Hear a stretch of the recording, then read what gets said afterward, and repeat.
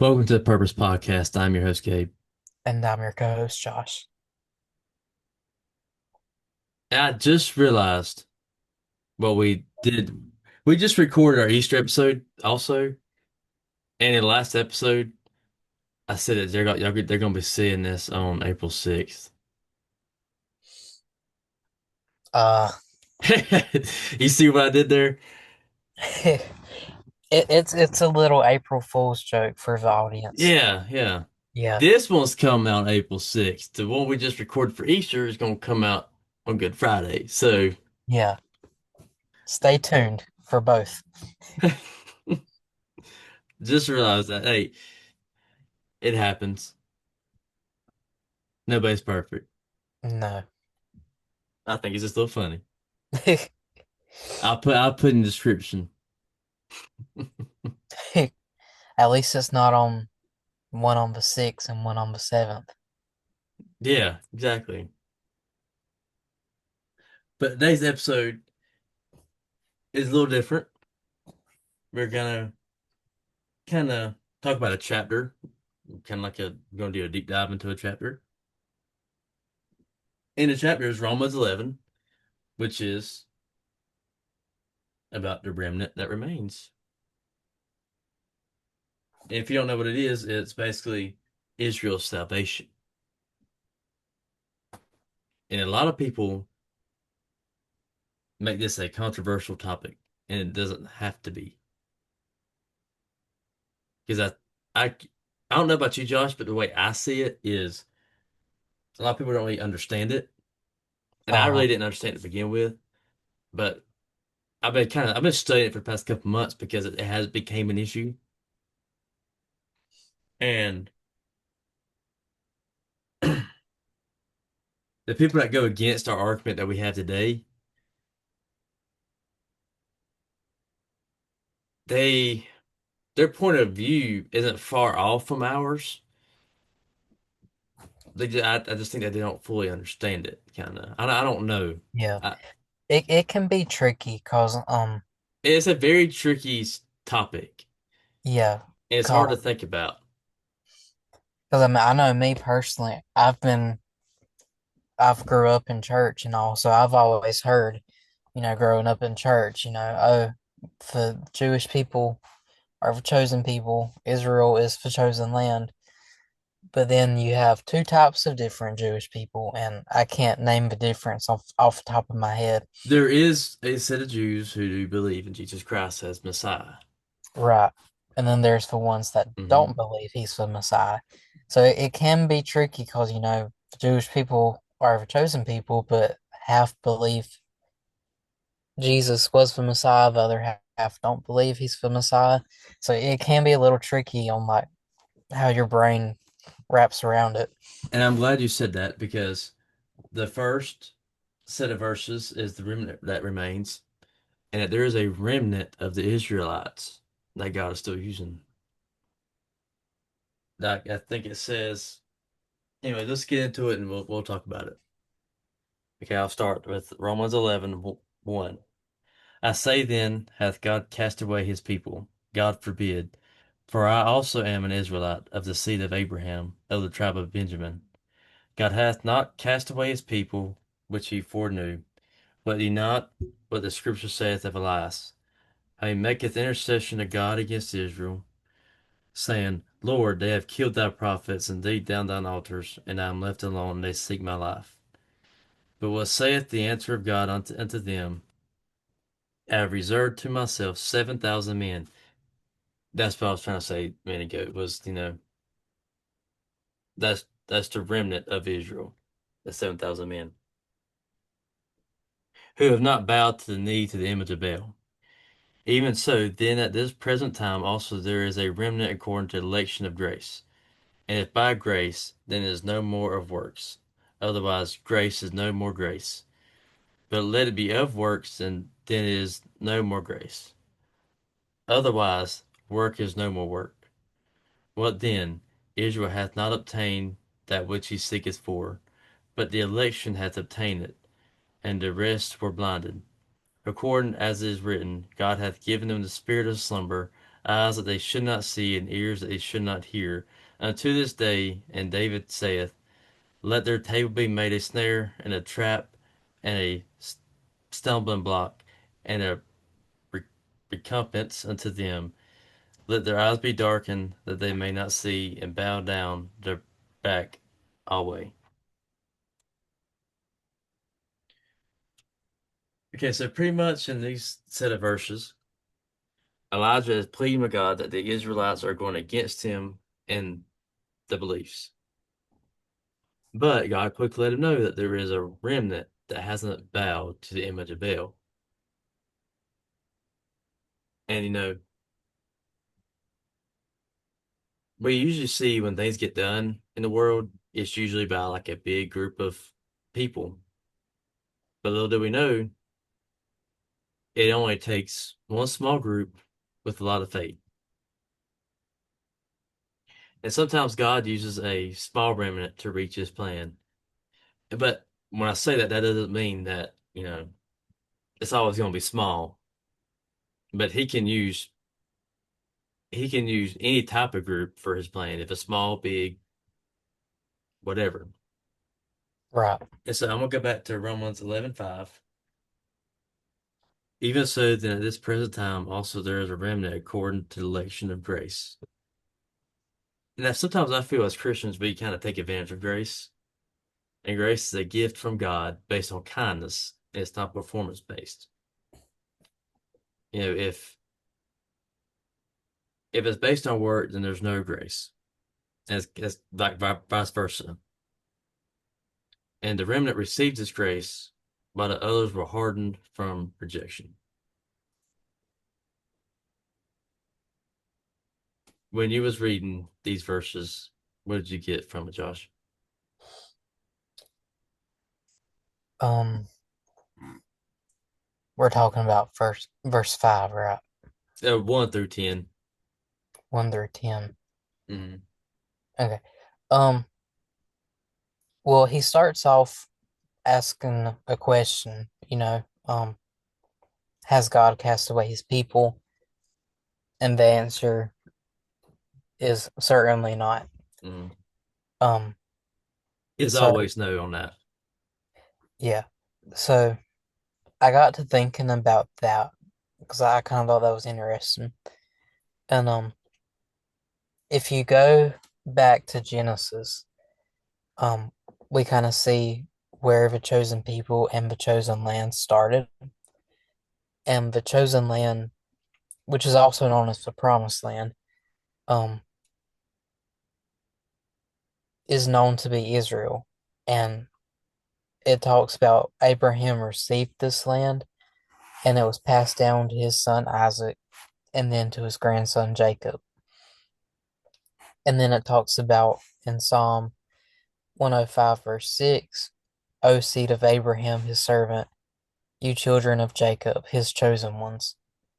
So I kind of felt like with those two verses and with the question and answer at the beginning of Romans 11, I kind of feel like that's a confirmation that the Jewish people are the chosen people.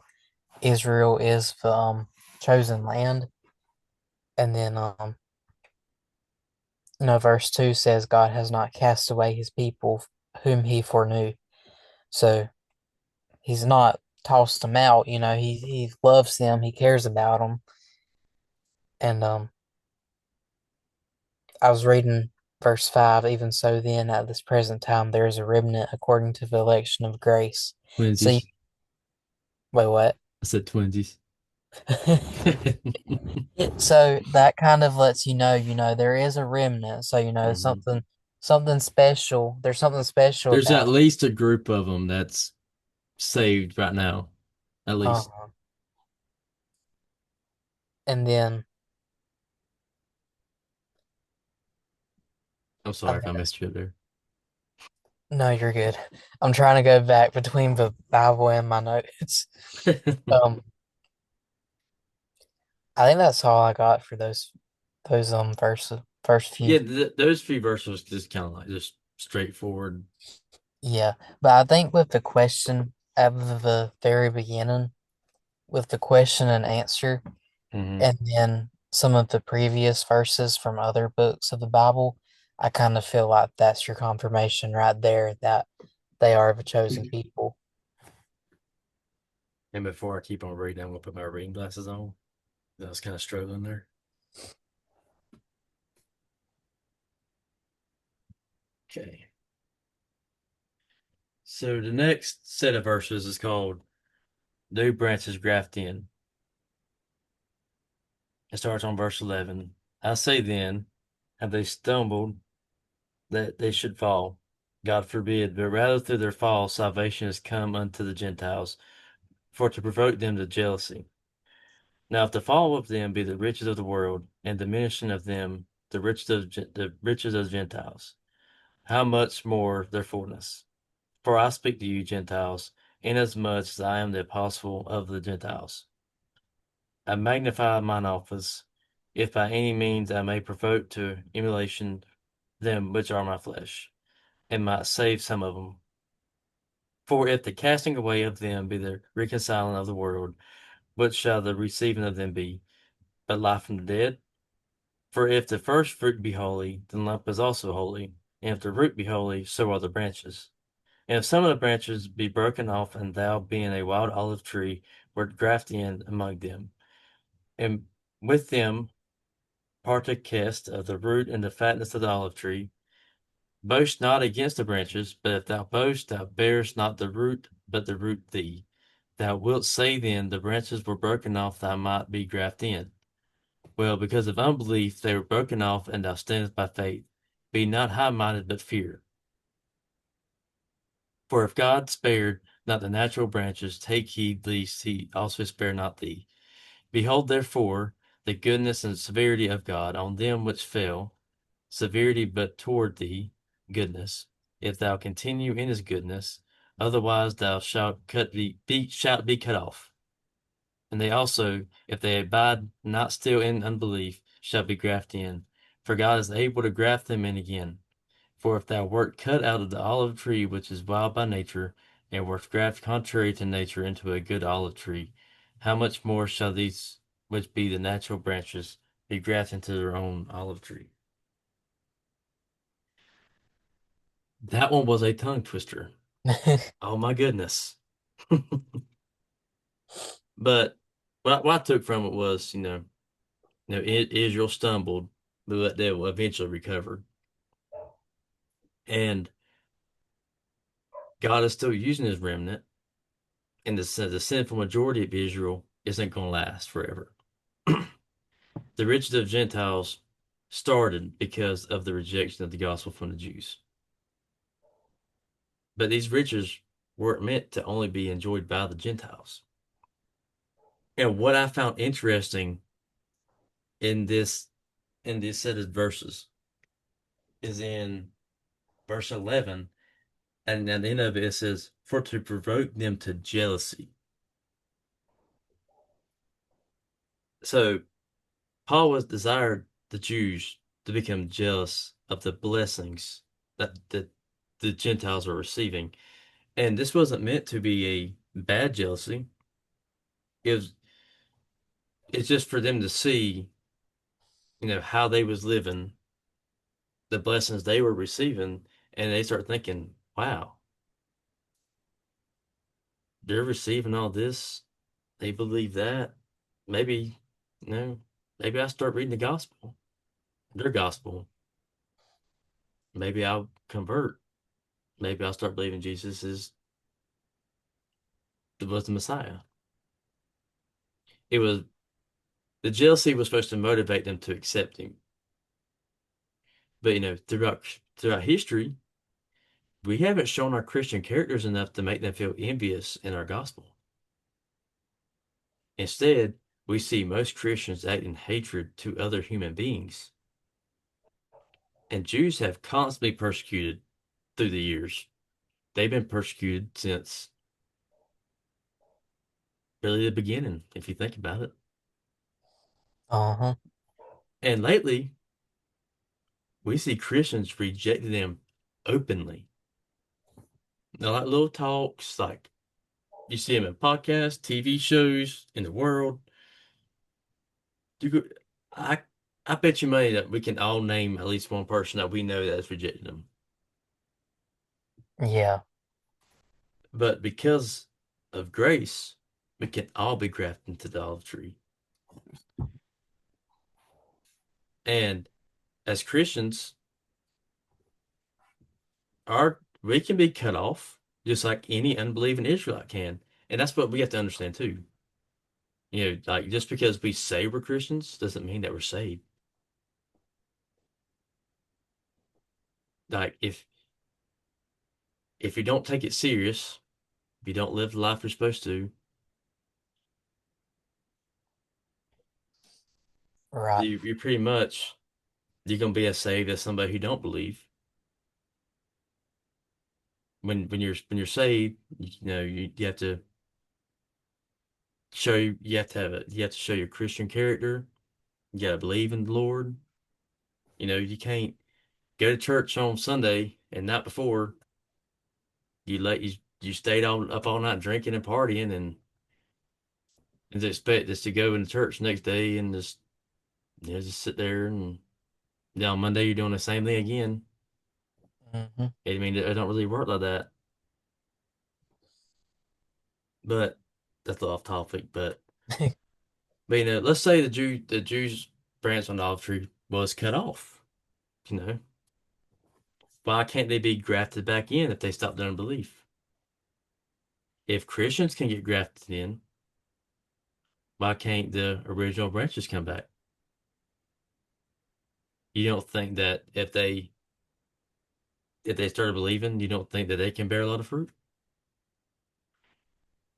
When in terms of the Gentiles' gospel, their rejection of Jesus was a blessing for us. But eventually, when they do accept Jesus, they're going to share the blessing for them. And that's fun. That shows how forgiving God can be, is if they spent all these years rejecting the Son of God. Yes, He came to a virgin, Mary, and then he died on the cross. He was beaten. He was rejected. There's people close to him that was rejecting him. And then even after he died, even after they didn't see him in the tomb, they still rejected him. Over 2,000 years later, they still are. And all it takes for him to say is to have a change of heart and say that Jesus was the Messiah. He was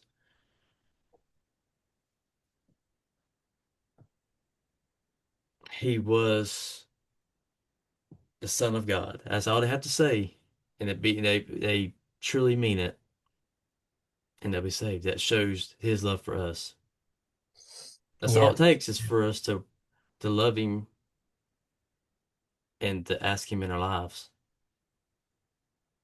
and There's then show it in our life that we want to do better. right, and there's always gonna be that remnant, so you know Hmm. that he's never gonna leave you or forsake you. So you can always go back to him. Hmm. He's always gonna be there for you. Hmm. He don't never stop. That's the thing. He's been there since the beginning of time. He's gonna be there at the end of time. Hmm. He's there for you every step of the way. So when you were studying these verses from 11 to 20, I think it's 11 to 24, what did you get out of it, Josh?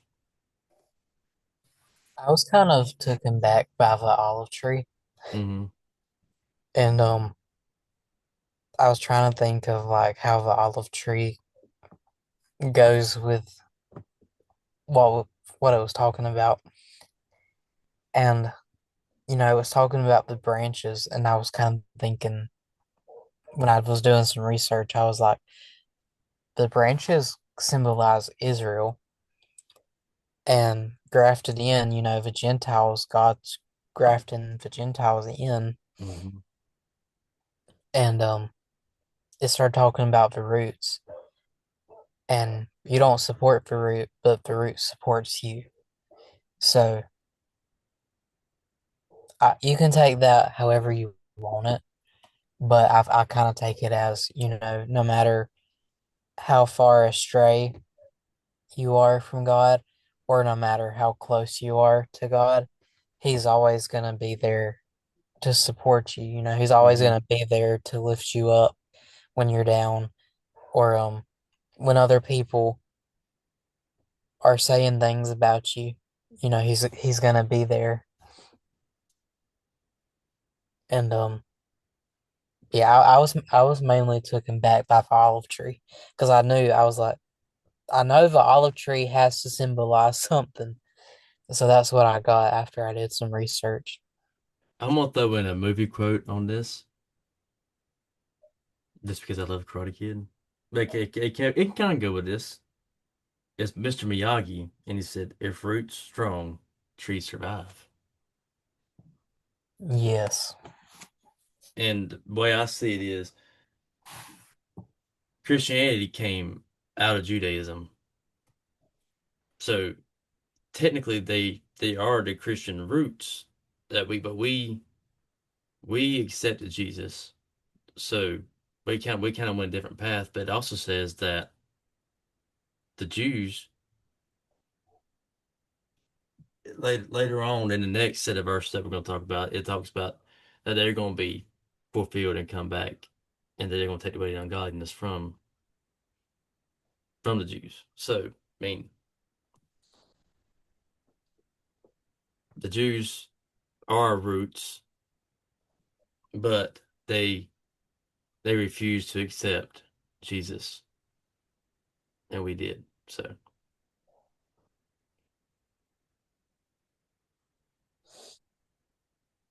and so the next set of verses is God's covenant with Israel, and it's going to be Romans 11:25 through 32. For I would not, brethren, that ye shall be ignorant of this mystery, lest ye shall be wise in your own conceits, that blindness in part has happened to Israel, until the fullness of the Gentiles be come in. And so all Israel shall be saved, as it is written, there shall come out a sign, the deliverer, and shall turn away ungodliness from Jacob. For this is my covenant unto them, when I shall take away their sins. As concerning the gospel, they are enemies for your sake, but as touching the election, they are beloved for their father's sake. For the gifts and calling of God are without repentance. For as ye in times past have not believed God, yet have now obtained mercy through their unbelief, even so have these also now not be believed, that through your mercies they also may obtain mercy. For God hath concluded them all in unbelief, that he might have mercy upon all. So God's covenant with Israel is going to end with a complete restoration of their faith and their acceptance of Jesus. And one of the verses that really stood out to me in this set was the 20 verse 27. For this is my covenant unto them, when I shall take away their sins. He will take away their sins. He's going to take the ungodliness away from them. And there's going to come a time where the age of grace ends, and it will be the fulfillment of the Gentiles. After this, there will be a refocus back on the Jews, and they are going to be saved. They're going to turn away from everything they've done and accept Jesus. And it doesn't mean that like every Jew is going to be saved. And I think a lot of people get this mixed up when they hear the chosen people. They think that they're automatically saved. They're no, they're not. Yeah. It's just like Christians. Just because you claim to be a Christian does not mean that you're saved. It means as a whole, the Israelites will accept the gospel of Jesus Christ. And God made a promise to his people, and he don't give up on anybody. If he makes a promise to you, he's gonna fulfill it. Hmm. And I think this is a good example of you can you can reject God your whole life. And let's say you turn 65 and you decide, I want to check out going to church. I want to check out the gospel. And you become saved. You spent 65 years of not worshiping Jesus, and one day you can change your mind and you can be saved. It's kind of how I see it with Jews. They spent all this time rejecting Jesus. He's rejected that since he died, before he died. But in the end, they will have the opportunity to be saved. So it Right. shows a path to salvation because there always will be.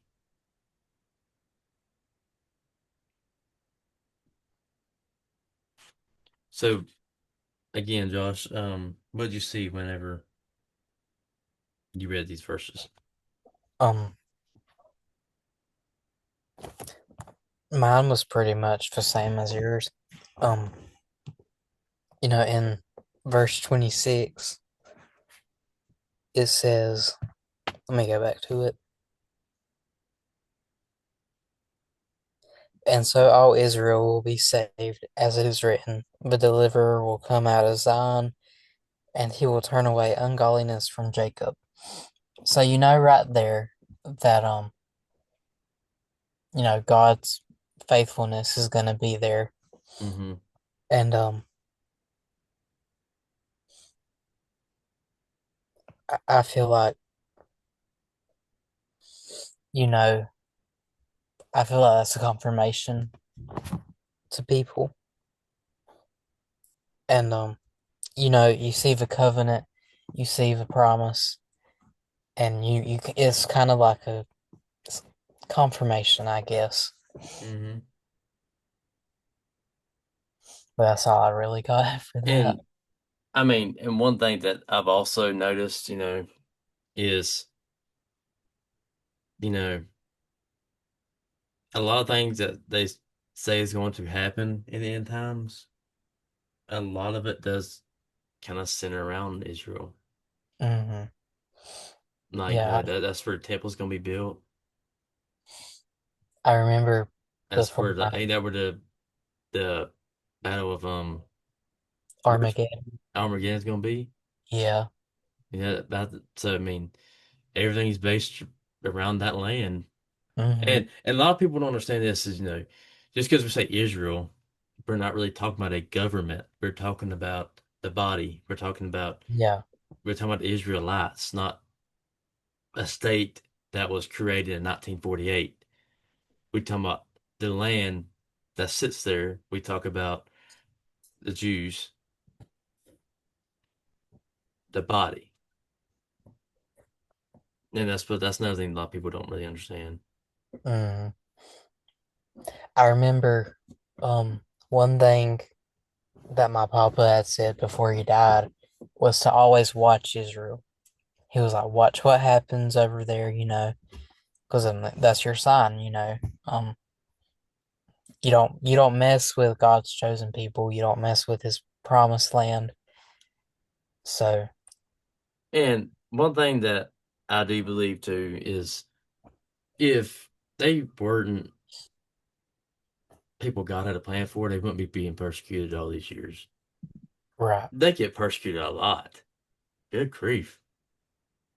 They went through so much over the years. It's crazy. But at the same time, a lot of people can make the arguments, like there's so much evil going on right now, and most of the people, they all claim to be Jews. But the way I see it is the devil is putting people in those places who say they are Jews just so that people start hating them and they start turning away from them. That's the way I see it. And you can kind of see it with Christians too. I mean, I Christians and Jews are being hated on now. If you go to Canada and you speak out, I don't forgot what it was, but I don't forgot what you speak out on. You could be arrested just because there's a Christian view and they say it's hate. It's a hate speech. No, we I think it was marriage, like gay marriage. I can't remember what it was. It just happened. I know we get out of all the religions out there, we get the most threatened. Hmm. And it seems like the people who worship Islam, they hardly get any pushback. Mm. That's what it seems like. It's like the more you love the hate, the better it is. But Hmm. the more you love the love, the worse it is. Hmm. And that's the way I see it too, Josh. It's I mean it's telling you right here in the word that he is going to save them. So I mean I can see a lot of what people say, and I can understand that it's kind of a it's kind of confusing because I was a little confused at first with it because I'm like, well, I would say I'm a Christian, you know. Why wouldn't I be considered this, this, and this, you know? I Uh, thought that at first, and then, you know, I was in Sunday school. My girlfriend Ansley's mama is our Sunday school teacher, and but I think there was one Sunday we was talking about like replacement theory and all this, and she went into a deep dive on it, and I was like, damn, that makes sense. You know, if he made a promise to them in the beginning with Abraham, he's gonna fulfill that promise. he's gonna keep it. And she described the age of grace, and basically that as this is when we'll be fulfilled as Christians, and then after that is when he's going to take the ungodliness away from Jacob. And Uh-huh. when you see Jacob, you can kind of figure the Jews in that situation. I think it was an interesting subject for sure, and It was. it's kind of hard to talk about because I have been in heated talks with people. I really want to say arguments to give everybody an argument. Yeah, people get controversial about it. But I mean And I can understand it, yeah, but if you you really need to go read the word too. So, yeah, if you haven't read anything, if you haven't done your own research, then it is easy to get confused hmm and mixed up. and especially if you watch TikToks or you see posts on social media, Yeah, it's gonna make it seem far worse than what because it is. it's gonna be one sided. No Hmm. matter what side, it's always gonna be on one side or the other. That's why it's important to if you see something online, I mean, they got the Bible app. I'm sure if you ain't got a like an actual Bible, go get one Hmm. and actually go read the verses for yourself and bring your own opinion off of that. But don't let someone else's opinion shape yours until like you can do your own research. Yeah. Because that's important. You need to do your own research.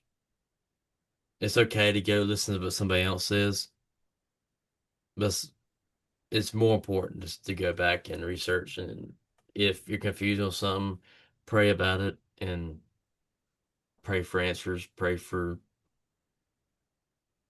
a new way of seeing things, and maybe he'll bless you with it, with whatever you want to know. Exactly. But I think that's gonna conclude our episode today. Um, if you was confused on the subject, I hope it kind of clarifies you a little bit. And I do hope you go back and you research it for yourself. Like we said, it's very important for anybody to research on their own. I hope y'all have a good week. If you're on Apple Podcasts, make sure to go like and subscribe on YouTube.